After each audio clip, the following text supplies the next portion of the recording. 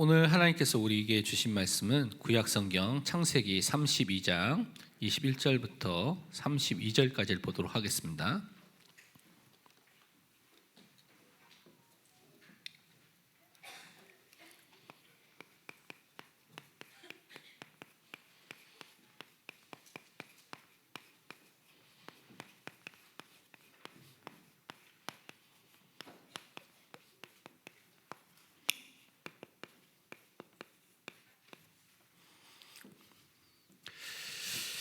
우리 함께 창세기 32장 21절부터 32절까지를 함께 합독하도록 하겠습니다. 그 예물은 그의 앞서 보내고 그는 무리 가운데서 밤을 지내다가 밤에 일어나 두 아내와 두 여종과 11 아들을 인도하여 약복 나루를 건널세 그들을 인도하여 시내를 건너가게 하며 그의 소유도 건너가게 하고 야곱은 홀로 남았더니 어떤 사람이 날이 새도록 야곱과 씨름하다가 자기가 야곱을 이기지 못함을 보고 그가 야곱의 허벅지 관절을 치매 야곱의 허벅지 관절이 그 사람과 씨름할 때에 어긋났더라. 그가 이르되 날이 새려하니 나로 가게 하라. 야곱이 이르되 당신이 내게 축복하지 아니하면 가게 하지 아니하겠나이다. 그 사람이 그에게 이르되 내 이름이 무엇이냐? 그가 이르되 야곱이니이다. 그가 이르되 내 이름을 다시는 야곱이라 부를 것이 아니요 이스라엘이라 부를 것이니 이는 내가 하나님과 및 사람들과 겨루어 이겼음이니라. 야곱이 청하여 이르되 당신의 이름을 알려주소서. 그 사람이 이르되 어찌하여 내 이름을 묻느냐 하고 거기서 야곱에게 축복한지라. 그러므로 야곱이 그곳 이름을 브니엘이라 하였으니 그가 이르기를 내가 하나님과 대면하여 보았으나 내 생명이 보존되었다 함이더라. 그가 브니엘을 지날 때에 해가 돋았고 그의 허벅다리로 말미암아 절었더라. 그 사람이 야곱의 허벅지 관절에 있는 둔부의 힘줄을 쳤으므로 이스라엘 사람들이 지금까지 허벅지 관절에 있는 둔부의 힘줄을 먹지 아니하더라. 아멘. 오늘 금요 기도의 시간은 창세기 32장 21절 32절 통하여서 야곱의 브니엘이라는 기도를 통하여 야곱의 삶과 기도를 좀 살펴보도록 하겠습니다. 먼저 우리가 서론에 잠깐 살펴볼 것이 우리가 하나님 앞에서 올바른 기도를 시작하고 기도를 올바르게 체험하는 것이 너무나 중요합니다. 이 부분을 우리가 어떻게 올바르게 할 수가 있느냐가 너무나 중요한데요. 제가 청소년 때 이제 신앙생활에 대한 부분들을 또 제가 진짜 예수님을 믿고 인생에 이제 회심하면서 회개하면서 하나님 앞에 서게 됐을 때 이 기도에 대해서 성경을 통해서 정확하게 근데 이야기해 주신 분들이 없었습니다. 그러니까 기도를 어떻게 해야 될지 고민은 있는데 어떻게 해야 될지를 모르니까요. 그러니까 주변에 하는 것들을 보고 따라하게 되겠죠. 그래서 어른들이 하는 것을 이렇게 보고 따라하게 되는데 막 소리를 이제 통성기도 하니까 크게 주여 부르면서 막 기도하기도 하고요.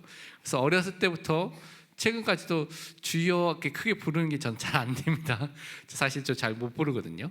그런데 그렇게 하고 열심히 또 어른들이 열심히 오래 기도하는 것을 보면서 그렇게 기도하는 것이 맞는가라고 하면서 따라하겠습니다. 그리고 기도하다가 눈물 흘리면 은혜 받은 것이라고 많은 사람들이 얘기하기 때문에 그게 은혜 받는 거구나라고 생각할 때도 있었습니다.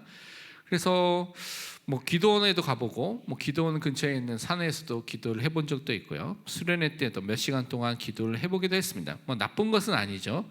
근데 그 순간에 뭔가 막 힘이 나는 것처럼 보이는데 중요한 것은 현실의 삶에 들어와서 이게 지속이 안 된다는 것이 문제죠. 왜냐하면 항상 기도원에 갈 수도 없고 항상 산기도 갈 수 있는 상황도 아니고 학교도 다녀야 되고 생활도 해야 되니까요.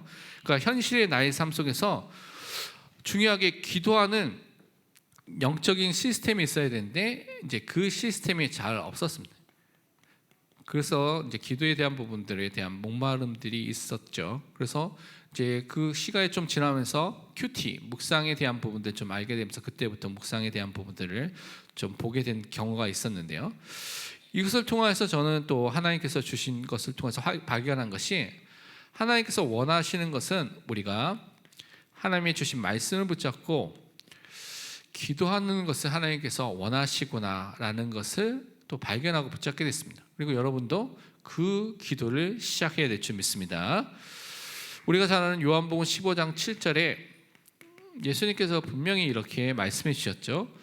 너희가 내 안에 거하고 우리가 그리스도 안에 거하게 되는, 그리스도와 연합되어 있고요, 그리스도가 주인 되고요, 그리스도를 따라가는 그 삶을 살고요, 내 말이 너희 안에 거하면, 예수님의 말씀이 우리 안에 거하면 무엇인지 원하는 대로 구하라, 그리하면 이루리라. 우리가 항상 그래서 점검해야 될 것이 내 마음속에, 내 안에 예수 그리스도의 말씀이 있는가, 거하고 있는가라는 부분을 여러분 점검해야 됩니다. 다른 말로 그리스도께서 주신 말씀, 여러분에게 주신 성경 말씀, 또 강단을 통하여서 영원한 선지자 되신 그리스도께서 성경을 통하여서 성령의 역사 속에서 주의 종을 통해서 주신 말씀이 내 마음에 거하고 있는가, 같이 함께 항상 있는가라는 부분을 항상 점검해 보시기 바랍니다. 그리고 그것을 가지고 기도하시길 바랍니다. 그러면서 어떤 기도를 또 해야 되느냐, 여러분이 그 말씀 속에서 하나님의 뜻을 발견하고요, 하나님의 그 계획과 뜻을 붙잡고 또한 기도해야 될 줄 믿습니다. 그것이 하나님께서 원하시는 기도라는 것을 성경에서 많이 볼 수가 있는데, 그 중에 하나가 요한일서 5장 14절 말씀입니다. 요한일서 5장 14절 말씀하기를 그를 향하여 우리가 가진 바 담대함이 이것이니 그의 뜻대로 무엇을 구하면 들으심이라. 우리가 하나님의 뜻대로 구하고 응답받는 그 기도를 누리는 존재로 우리를 불러주신 것이죠. 그래서 이 기도를 시작하고 그 기도의 응답을 체험하는, 그래서 올바른 기도를 시작하고 체험하는 삶을 사는 것이 중요합니다. 그래서 오늘 본문에는 야곱의 삶을 통하여서 이런 부분들 좀 살펴보도록 하겠습니다. 사실 야곱의 삶에서 오늘 본문에는 가장 큰 위기와 어려움, 사건이 생긴 게 된 것이죠. 그 위기가 사실은 이 야곱에게 중요한 기도의 비밀을 알게 한 중요한 응답의 또한 시간표가 됐던 사실을 우리 또 확인해야 되겠습니다. 다른 말로 하나님께서는 우리의 위기 상황들, 또 문제와 사건과 어려움들을 하나님이 원하시는 기도를 체험하는, 기도의 비밀 속으로 들어가게 하는 중요한 도구로 사용하시고 인도하신다는 것입니다. 그렇다면 우리는요, 위기가 왔을 때 낙심하거나 좌절하거나 포기하거나 그런 것이 아니라 하나님의 언약 속으로, 말씀 속으로, 그 말씀 붙잡고 기도하는 기도 속으로 들어가시길 바랍니다.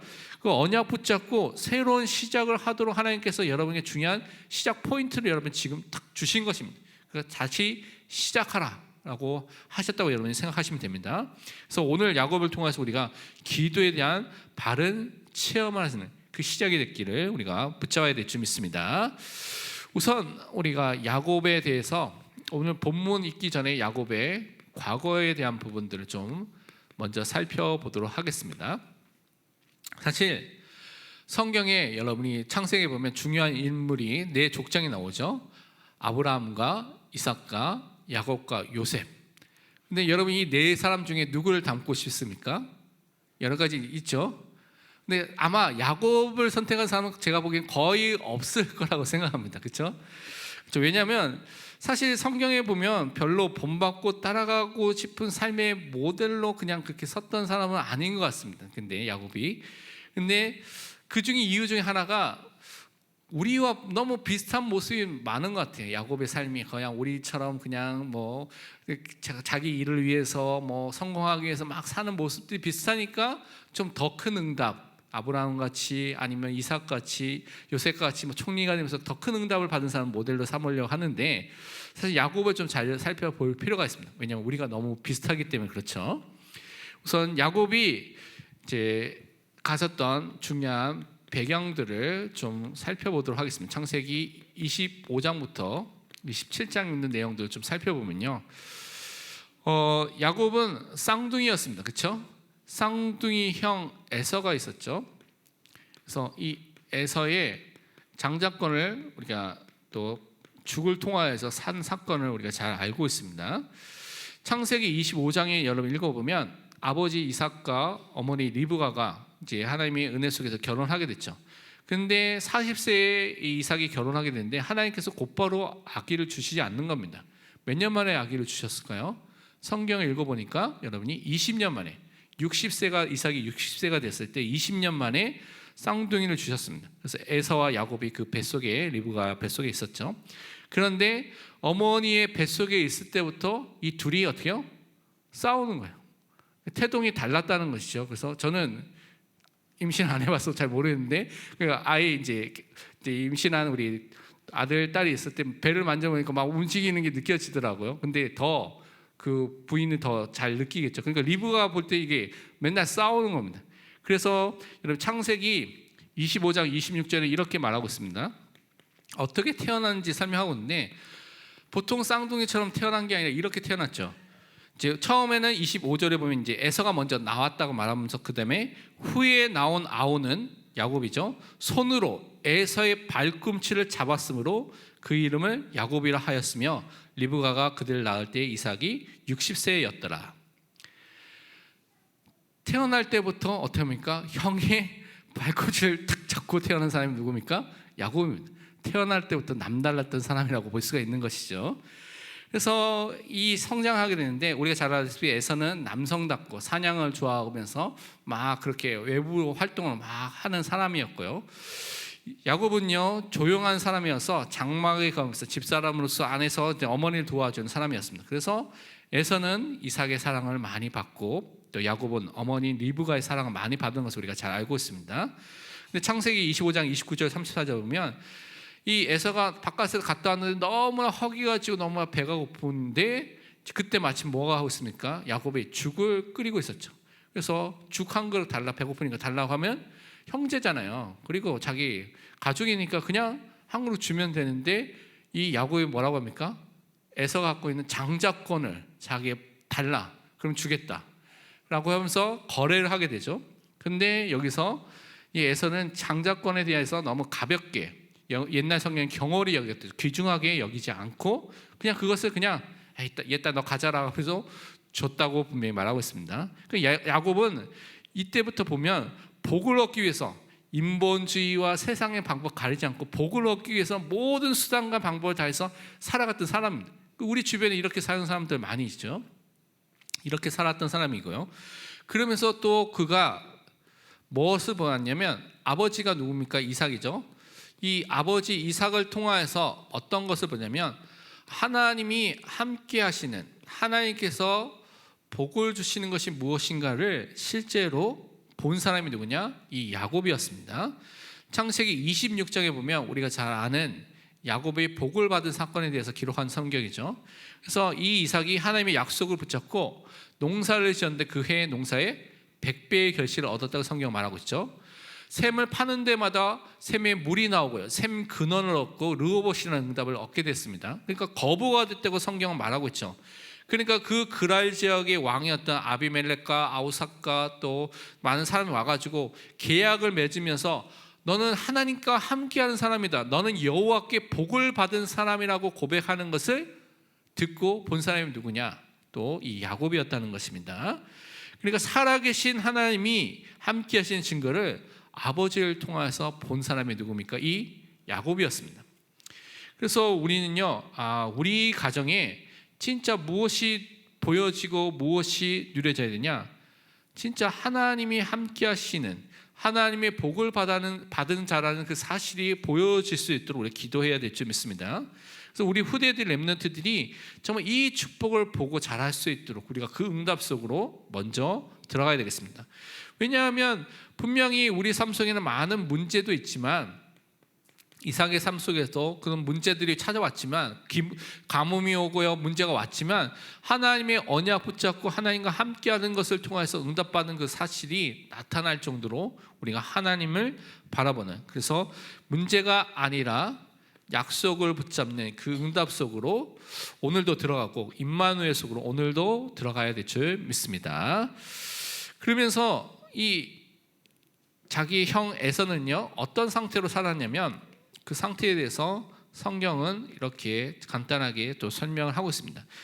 창세기 26장 34절에서 35절에 보면 이렇게 증거를 하고 있습니다. 에서가 40세에 헷 족속 브리엘의 딸 유딧과 헷 족속 엘론의 딸 바스맛을 아내로 맞이하였더니 그들이 이삭과 리브가의 마음에 근심이 되었더라. 에서는요, 아까 전에 장자권을 판 것을 보더라도 뭘 알 수 있냐면 하나님의 언약에 대해서 관심이 없던 사람이었습니다. 그러니까 자기 부인을 얻는 것도 언약 전달의 관점과 전혀 상관없이 자기 눈에 좋은, 자기가 그냥 원하는 사람을 얻어서 결혼을 하고 살게 된 것이죠. 그러니까 자신을 위해서, 육신을 위해서 살아갔지만 하나님을 위해서, 복음을 위해서 사는 것이 없었습니다. 그래서 언약이 없는 그런 결정들을 하고 선택을 하게 된 것을 보게 되는 것이죠. 그러면서 우리가 잘 아는 중요한 사건이 일어나겠습니다. 이 야곱이 아버지 이삭을 속이고 이삭으로부터 어떻게 해요? 장자의 축복을 받고 도망가게 된 사건이 이렇게 생기게 된 것이 27장에 설명하고 있습니다. 그래서 어느 정도로 이제 어머니와 합세해가지고 형 옷도 입고요, 털도 붙이고요, 그리고 목소리도 될 수 있으면 형 비슷하게 목소리 흉내 냈을 겁니다. 제가 보기에는. 근데 목소리가 워낙 달랐기 때문에 아무리 흉내내도 그것을 아버지 눈은 어두웠지만 귀는 밝았기 때문에 그것을 좀 알아보면서 결국은 이제 아버지를 끝까지 속이면서 우겨서 이제 축복을 받게 된 것이죠. 그래서 아버지 이삭을 속여서 형이 받아야 될 장자의 축복을 받고요. 결국은 그가 야곱이 형의 노가 풀리기까지 삼촌 라반의 집에 도망가기로 하고 도망가게 됐습니다. 그래서 어머니가 말하기는 너 몇 날 도망가 있다가 노가 풀리면 화가 가라앉히면 와라 라고 해서 아마 며칠 아니면 몇 달 정도로 생각하고 떠나게 된 길이죠. 그런데 여러분이 알다시피 나중에 돌아올 때는 20년 만에 돌아오게 된 것입니다. 그 길이. 그래서 그 길을 따라가게 된 것을 우리가 너무나 잘 알고 있습니다. 근데 이 길을 갈 때 하나님께서 베델이라는 현장에서 이 야곱이 하나님을 함께하는, 또 하나님이 살아계심을 누리게 되는 기도를 체험하게 되는 그 시간표가 오게 된 것을 우리가 너무나 잘 알고 있습니다. 이가 돌베개를 베고 자게 됐을 때 이제 환상을 통해 꿈을 통하여서 하나님께서 중요한 언약을 주신 것이죠. 그래서 야곱에게 약속을 주신 것을 우리가 너무나 잘 알고 있습니다. 그 약속을 통하여서 이 야곱이 이 평생에 하나님의 언약대로 말씀대로 인도함을 받은 것을 우리가 잘 알고 있죠. 위기를 만나서 도망을 가게 된 야곱의 인생이었습니다. 근데 전에 알지 못하는 응답을 누가 주셨냐? 야곱이 스스로 받은 것이 아닙니다. 그 약속 누가 주셨습니까? 하나님께서, 그 현장에서 하나님께서 그를 찾아오셔서 그에게 이 약속을 주셨습니다. 그러니까 복음이라는 것이 그렇죠. 우리는 수준과 능력과 조건이 안 되는데 하나님께서 우리에게 은혜로서 찾아오시고 우리에게 그 축복을 허락해 주신 것입니다.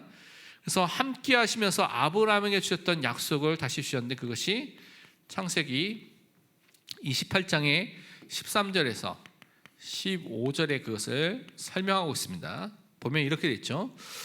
또 본즉 여호와께서 그 위에 서서 이르시되 나는 여호와니 너의 조부 아브라함의 하나님이요 이삭의 하나님이라. 내가 누워있는 땅을 내가 너와 내 자손에게 주리니 내 자손이 땅의 티끌같이 되어 내가 서쪽과 동쪽과 북쪽과 남쪽으로 퍼져나갈지며 땅의 모든 족속이 너와 네 자손으로 말미암아 복을 받으리라. 내가 너와 함께 있어 내가 어디로 가든지 너를 지키며 너를 이끌어 이 땅으로 돌아오게 할지라. 내가 내게 허락한 것을 다 이루기까지 너를 떠나지 아니하리라 하신지라. 지금 위기를 만나서 도망가야 됩니다. 그러니까 지금 자기가 어떻게 될지 모르고 거기 가서 잘대로 살지 모르는 그런 많은 어려움과 두려움과 막 그 속에 있는 이 야곱에게 하나님께서 나타나셔서 언약을 주신 것이죠. 나는 너희 할아버지 아브라함, 너희 아버지 이삭의 하나님인데 네가 지금 누워있는 이 땅, 약속의 땅, 가나안 땅을 너와 네 자손에게 주겠다라고 말하면서 네 자손을 통하여서 모든 민족이, 모든 자손들이, 모든 족속들이 복을 얻게 될 것이라는 그 약속을 다시 한번 주시는 것이죠. 그래서 내가 어디로 갔든지 너를 지킬 것이다. 너와 함께하면서 이 땅에 다시 돌아오게까지 너를 떠나지 않고 함께 하겠다라고 분명히 약속해 주셨습니다.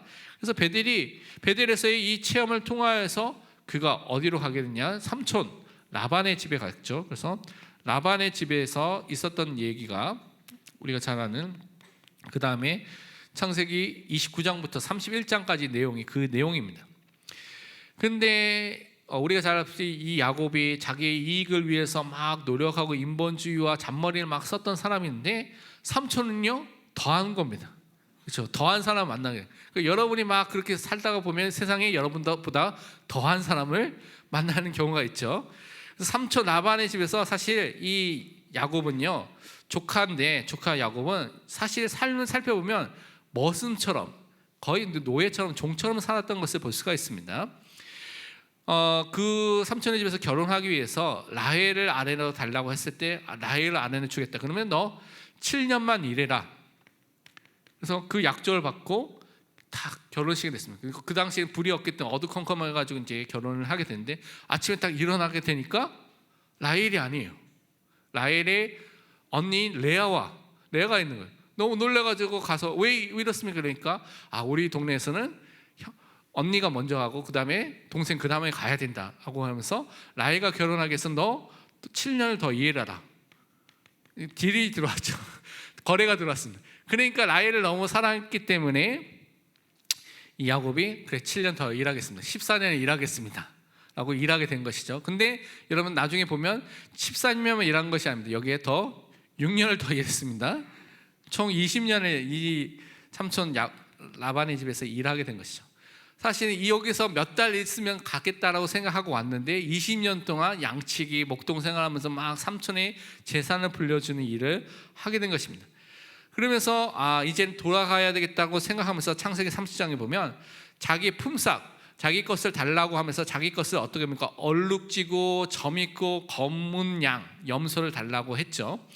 그래서 이것을 했을 때 그래 그렇게 하자. 그러면 유전의 법칙으로 따지면 그것들이 별로 나타날 그런 것들이 없으니까 검은 양 그리고 얼룩진 거 다 따로 베고 야곱에게는 하얀 것 아무것도 없는 것들 딱 주는 겁니다.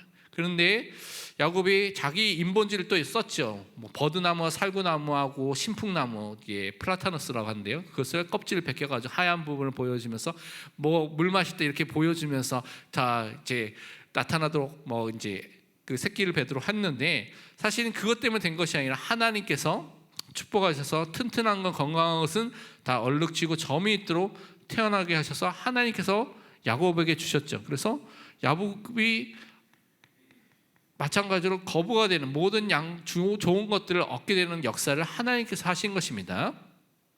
그래서 이 사건을 이제 삶을 보면서 우리 삶 속에서도 어떤 때는 우리가 20년 동안 사는 것처럼 아무런 응답이 없는 현장 속에 있는 것처럼 보이고 느낄 때도 있는 거죠.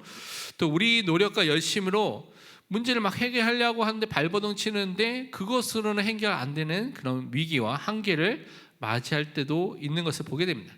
그런데 이 야곱에게 약속하셨던 것처럼 하나님께서 함께 하시니까 그 속에서 하나님이 주시는 응답이 나타나는 것을 여러분 볼 필요가 있습니다. 그래서 우리는 항상 하나님을 바라보는 하나님을 의지하는 신뢰하는 믿음의 사람으로 서는 것이 우리가 살아가야 될 신앙의 삶인 것을 항상 기억하시기 바랍니다. 그래서 성령 하나님께서 지금도 나와 영원히 함께 하시기 때문에 나를 인도하여 주시기 때문에 그 축복을 기도로 누리는 것입니다. 그래서 항상 기억해야 될 것이 여러분에게 있는 문제와 위기와 사건, 갈등은요 하나님께서 여러분을 기도로 초청해 주시는 것입니다. 하나님의 응답을 받을 그 기회로 여러분을 초청해 주는 초청장과 같기 때문에 그 초청장을 받고 문제 사건을 받고 어떻게 해야 됩니까? 기도 속으로 들어가시길 바랍니다. 그리고 하나님의 응답 속으로 들어가시길 바랍니다. 그래서 이 야곱은 돌아오게 됐습니다. 돌아온 야곱이 어떻게 했습니까? 돌아온 야곱이 분이리에는 현장에서 기도한 것이 오늘의 본문의 내용입니다. 돌아오게 되면서 보게 되는 것이 우선은 형 에서가 이때까지 살아 있었죠. 근데 이 에서의 상태, 마음을 보면요, 이렇게 성경은 이렇게 설명하고 있습니다. 첫 번째 창세기 27장에 보면 그 동생 야곱이 자기를 흉내내고 장자의 모든 축복을 빼앗아서 다 받고 가게 됐다는 소식을 듣고 어떻게 됐습니까? 창세기 27장 41절에 그의 아버지가 야곱에게 축복한 그 축복으로 말미암아 에서가 야곱을 미워하여 심중에 이르기를 아버지를 곡할 때가 가까웠은즉 내가 내 아우 야곱을 죽이리라 하였더니, 너무나 미워한 거예요. 그 미움이 너무 커지니까 어떻게 합니까? 죽이겠다 결심한 것이죠. 우리 아버지도 이제 얼마 있으면 죽을 것인데 이제 같이라고 생각했는지 모르겠지만, 함께라고 생각했는지 모르겠지만 죽이겠다고 생각하게 된 것입니다. 그러니까 얼마나 이 미움과 분노 속에 있는 것입니까? 그 장자의 축복을 빼앗아간 그 야곱을 죽이려고 할 정도로. 그래서 야곱이 삼촌의 집을 떠나서 고향으로 가게 됐을 때 다른 것은 뭐 하나도 걱정이 안 되는데 뭐가 걱정이 됩니까? 형 에서가 걱정이 되는 거예요. 분명히 나를 죽이려고 했던 그 에서가 지금도 살아있는데 제일 걱정이 되는 거예요. 그래서 사자들을 보내서 어떤 반응이 나오는지 알기 위해서 창세기 32장에 여러분이 전반 보면 사람들 보냅니다. 근데 사람들이 보내서 사람들이 갖고 온 소식이 뭡니까? 창세기 32장 6절에 이렇게 소식을 갖고 왔습니다. 사자들이 야곱에게 돌아와 이르되 우리가 주인의 형 에서에게 이른즉 그가 400명을 거느리고 주인을 만나려고 오더이다. 한 명도 아니고 두 명도 아니고 100명도 아니고 몇 명일까? 400명.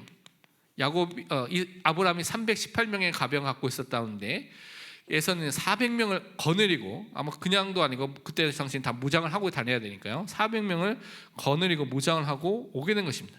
400명에 대한 소식을 들으니까 어떻게 되겠습니까? 형 에서가 분명히 미움 속에서 죽이겠다고 생각했는데 혼자도 아니고 무장한 사람 400명과 함께 온다는 얘기를 들으니까 이 야곱이요 너무나 두려움 속에 잡히게 됐습니다. 두려움에 잡히게 됐는데 여기서 중요한 게 있습니다. 두려움에 잡힌 상태에서 그대로 있으면 그것 때문에 사람들이 완전히 마음과 생각과 삶이 완전히 무너지게 되는데, 이 두려움 속에서도 하나님의 언약을 기억한 사람으로 섰다는 사실을 여러분이 꼭 볼 필요가 있습니다. 그래서 창세기 32장 7절을 보면 야곱이 이 에서의 소식을 듣고 심히 두렵고 답답하였습니다. 그래서 어떻게 해야 될까 방법을 찾다가 어떻게 해요? 자기의 그 재산들 두 대로 나누고, 그리고 아들과 딸과 모든 것도 다 두 대로 나눠서 처음 때를 치면 두 번째 때는 이렇게 피하게 되고, 그러면서 이렇게 하는 계획을 나름대로 세웠죠. 그러니까 형을 만나기 전에도 또 인본주의로 방법을 썼긴 했습니다. 그러면서도 뭘 기억했냐면 창세기 32장 9절과 12절에 보면 하나님의 말씀을 생각하게 됐습니다. 보니까 이렇게 되어 있습니다. 야곱이 또 이르되 내 조부 아브라함의 하나님 내 아버지 이삭의 하나님 여호와여, 주께서 전에 내게 명하시기를 내 고향과 내 족속에게로 돌아가라 내가 내게 은혜를 베풀리라 하셨나이다. 12절에 보면 주께서 말씀하시기를 내가 반드시 내게 은혜를 베풀어 내 시로 바다에 셀 수 없는 모래와 같이 많게 하리라 하셨나이다. 지금의 이 시간표가 400년을 통하여서 우리 가족과 내 자신이 죽어야 될 시간표가 아니라는 하나님의 약속을 붙잡고 분명 그 약속대로 하늘의 별과 같이 바다의 모래같이 더 많아지는 그 응답을, 그 은혜를 임하도록 그것을 기억하고 그 은혜를 또 붙잡고 하나님 앞에 서는 그 시간을 가졌던 것입니다. 그러면서 그것이 실제로 나타나는 것이 무엇이냐, 우리가 잘 아는 강가에서 기도를 하게 된 장면이 오늘 나와 있는 본문의 장면입니다. 사실은 이 야곱은 잔머리도 좋고요, 또 인본주의를 잘 쓰기 때문에 남도 잘 속이기도 했던 야곱입니다. 근데 그 야곱도 자기의 머리로, 자기의 방법으로 해결할 수 없는 그런 상황이 오게 된 것입니다. 그 인생에 있어서 여러분이 능력으로 방법을 해결할 수 없는 그런 상황이 오면 어떻게 합니까? 자신의 힘으로 해결할 수 없는 문제가 왔을 때 그가 하나님 앞에 홀로 서게 되는 그 시간표가 오게 되는 것이죠. 코람데오라는 하나님 앞에 서게 되는 시간표가 반드시 오게 됐습니다. 그 시간표 속에서 하나님을 바라볼 수밖에 없는 그런 상황이 오게 된 것이죠. 그래서 오늘 읽었던 말씀 보면 홀로 앉아있는 이 야곱이 밤새도록 어떤 사람과 씨름을 하였다고 말하고 있습니다. 창세기 32장 24절을 보면, 근데 그 사람은 사실은 많은 신학자들이 말하기를 하나님의 현현, 하나님의 신현이다. 하나님께서 그런 인간의 모습으로 나타나셔서 그렇게 중요한 언약을 전달하기 위해서 그 일을 하셨다고 말하고 있죠. 그래서 그 사람이 야곱의 허벅지 관절을 치고 가려고 했을 때 끝까지 붙들면서 자기를 축복해 달라고 이렇게 말했습니다. 세상이 복이 아니라 이제는 깨달은 것이죠. 진짜 내가 하나님의 복을 받아야지만 이 문제 속에서 승리할 수 있다는 것을 깨닫고 그것을 붙잡은 것입니다. 그래서 우리가 잘 아는 창세기 32장 28절의 말씀의 축복을 허락해 주신 것이죠. 그가 이르되 내 이름을 다시는 야곱이라 부를 것이 아니요 이스라엘이라 부를 것이니 이는 내가 하나님과 및 사람들과 겨루어 이기었음이라. 이름은요 야곱에서 이스라엘로, 이름을 바꾼다는 것은 무엇입니까? 정체성, 너의 신분이 무엇인가, 네가 누구인가를 말하는 것이 이름이거든요. 그 이름이 야곱이 아니라 이제는 너가 이스라엘이다. 하나님의 언약 속에서 하나님과 사람과 겨루 이겨서 모든 사람을 이길 하나님이 그 언약을 성취할 사람으로 너가 세워졌다는 것을 말씀해 주셨습니다. 하나님이 주시는 응답, 이스라엘이라는 응답을 그 기도 속에서 그가 받게 된 것입니다. 그래서 야곱이 이 응답을 받으면서 이곳 이름을 브니엘, 브니엘이라는 것은 하나님의 얼굴이라는 뜻이거든요. 하나님의 얼굴이라고 이름을 지었습니다. 그래서 하나님께서 야곱에게 엄청난 그가 해야 될 사명을 깨닫도록 하신 것이죠. 그래서 이 야곱은 원래는 자기 자신을 위해서, 가족을 위해서, 성공을 위해서 살았던 인생이었는데 이제는요 복음을 위해서, 하나님을 위해서 사는 인생으로 그의 인생이 바뀌게 된 것입니다.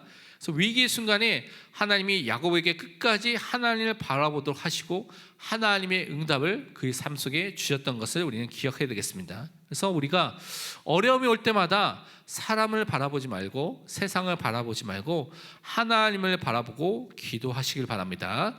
창조 되신 그 하나님의 능력을 믿고 기도하시길 바랍니다. 그래서 우리가 결론으로 붙잡아야 될 것이 무엇이냐면, 우리에게 오게 되는 많은 문제, 위기, 사건, 어려움들, 갈등들 너무나 많습니다. 그렇죠? 그 시간표는요 하나님께서 분명히 우리를 하나님의 기도 속으로 인도하시는 시간표고요, 그것을 통해서 하나님이 응답이 무엇인지를 체험하는, 우리를 인도하는 가장 중요한 시간표고 확인하는 시간표입니다. 그렇기 때문에 우리는 그 시간표 속에서 하나님을 바라봐야 되겠습니다. 우리가 잘 아는 예레미야서 33장 1절에서 3절 말씀, 그래서 우리는 꼭 기억을 해야 되겠습니다. 그래서 예레미야 33장 1절에서 3절 말씀을 우리 함께 읽도록 하겠습니다. 예레미야가 아직 시대 뜰에 갇혀 있을 때에 여호와의 말씀이 그에게 두 번째 임하니라. 이르시되 이를 행하시는 여호와, 그것을 만들며 성취하시는 여호와, 그의 이름을 여호와라 하는 이가 이와 같이 이르시도다. 너는 내게 부르짖으라. 내가 내게 응답하겠고 내가 알지 못하는 크고 은밀한 일을 내게 보이리라. 아멘. 이 말씀 보니까요 예레미야가 아직 시대 뜰에, 다른 말로 감옥에 있었습니다. 그의 상황이 가장 중요한 위기 상황 속에 매여 있는 상태 속에 있었죠. 그래서 그 상태 속에서 나온 것도 아니고 그 감옥 속에 계속 갇혀 있었습니다. 근데 하나님의 말씀이 무엇입니까? 감옥의 문이 열리고 나오게 된 것이 응답이 아니라 하나님께서 주신 말씀이 무엇입니까? 이를 행하시는 여호와, 그것을 만들며 성취하신 여호와라고 말하고 있죠. 지금도 살아계셔서 지금도 일을 하시고 하나님의 계획을 이루시는 그 하나님이 계시다는 사실을 먼저 믿으라고 말하고 있는 것이죠. 그래서 여러분이 지금 나와 함께 하시고 나를 다스리시고 인도하시는 그 하나님, 살아계신 하나님을 믿는 믿음을 고백하시길 바랍니다. 그리고면서 뭐라고 했습니까? 그 하나님 믿는 믿음을 갖고 가만히 있으라고 말하는 것이 아니라 너는 내게 부르짖으라, 기도하라고 말하고 있습니다. 그래서 신앙생활에서 기도가 빠진 신앙생활은 하나님의 중요한 응답을 다 놓치게 됩니다. 그래서 우리가 함께 모여서 기도해야 되고요, 새벽에서도 금요기도에도 모이고 교회 예배마다 기도해야 되고요, 구역과 또 다락방과 지교회와 여러분 현장 속에서 가정에서도 함께 기도하는 것이 너무나 중요합니다.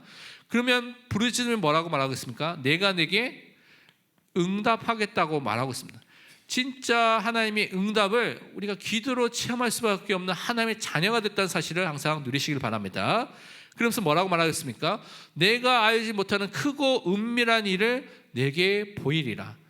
우리 삶 속에 하나님이 준비하신 크고 은밀한 일, 하나님의 일을 우리에게 알리시고 보이시고 나타내시는 그 증거를 분명히 허락해 주실 믿습니다. 그래서 지금의 시간표가 여러분의 그 문제가 가장 중요한 시간표입니다. 하나님을 바라볼, 야고보까지 끝까지 하나님과 씨름하면서 하나님이 주신 응답을 누릴 가장 중요한 시간표를 허락해 주셨습니다. 그래서 사람 바라보지 마시고 하나님 앞에 서는 믿음의 사람이 되시기를 축원드립니다. 함께 우리 기도하도록 하겠습니다.